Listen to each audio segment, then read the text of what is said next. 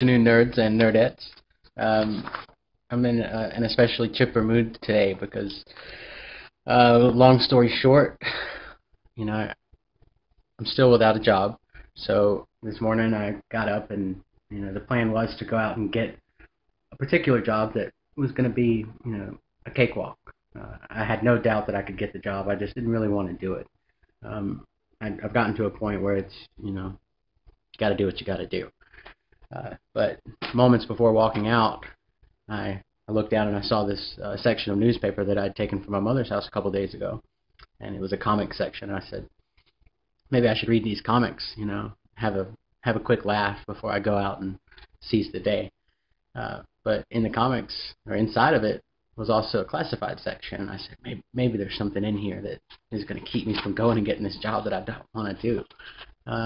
And wouldn't you know, something screamed at me in that classified section, and I sat down and I looked up the organization. It's a nonprofit organization who just happens to need a technology minded individual to work in their information services department.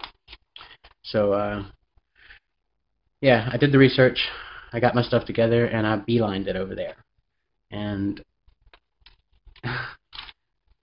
yeah, I spoke with two very important people there, and I think they like me a lot. And by the end of the week, hopefully I'll be reporting great news. And brings me to my next point. I'm really happy on the inside, but it's been a couple of hours and I've had time to process it. You should have seen me when I walked out of there. I was clicking my heels and jumping, I swear. But on to my next point, which is very relevant. The thing that's gotten me here, and when I spoke yesterday about, coming so far in 5 years, the main contributor, I would say, aside from knowledge, which is just, anyway, it's patience. It's something I identified in the very beginning. I said, how am I going to lose all this weight? How am I going to work through these addictions, if I'm not willing to stick it out? So I started studying patience, and I have a folder I've built over the last 2 years with just articles, Wikipedia articles. In this case, there's a speech that I read this morning before all this greatness occurred. But this speech, it solidified all the reasons why I've been able to maintain my composure through all the trials. Most of them, anyway. When I struggled the most was when I wasn't practicing patience. It's really, to sum it up, we're all faced with a challenge every day.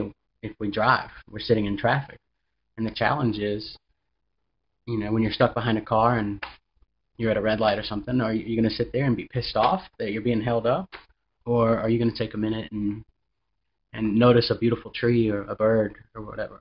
That's the difference between patience and impatience, happiness and being miserable. It sounds pretty simple. It's because it is. So I'm pretty blinded by this light, but I wanted to read just a little of this speech by a guy named Neil Maxwell. This speech was given in 1979. I can't see. When we are impatient, we are neither reverential nor reflective because we are too self-centered. Whereas faith and patience are companions, so are selfishness and impatience. It is so easy to be confrontive without being informative, so easy to be indignant without being intelligent, so easy to be impulsive without being insightful, and it is so easy to command others when we are not in control of ourselves. Patience helps us to use, rather than to protest, these seemingly flat periods of life, becoming filled with quiet wonder over the past with anticipation for that which may lie ahead, instead of demeaning the particular flatness which we may be passing at the time. We should savor We should savor even the seemingly ordinary times, for life cannot be made up of all kettle drums and crashing cymbals. There must be some flutes and violins. Life cannot be all crescendo. There must be some dynamic contrast. Clearly, without patience, we will learn less in life. We will see less. We will feel less. We will hear less. Ironically, rush and more usually means less. The pressure of now, time and time again, goes against the grain of the gospel with its eternalism. And that's true. Um, if we rush, we're constantly trying to get to the next destination, we're trying to get to the next point of our life.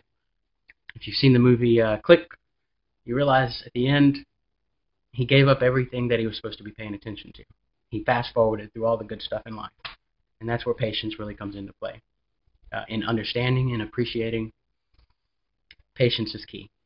So, if you think it's not a virtue that you possess, I suggest you learn how to put it in you. You guys are gonna have fun with that one. These things aren't scripted, so I'm gonna say things that are just totally wrong. But I had no patience before I began studying it, so I suggest you guys study it if you think it's gonna help you.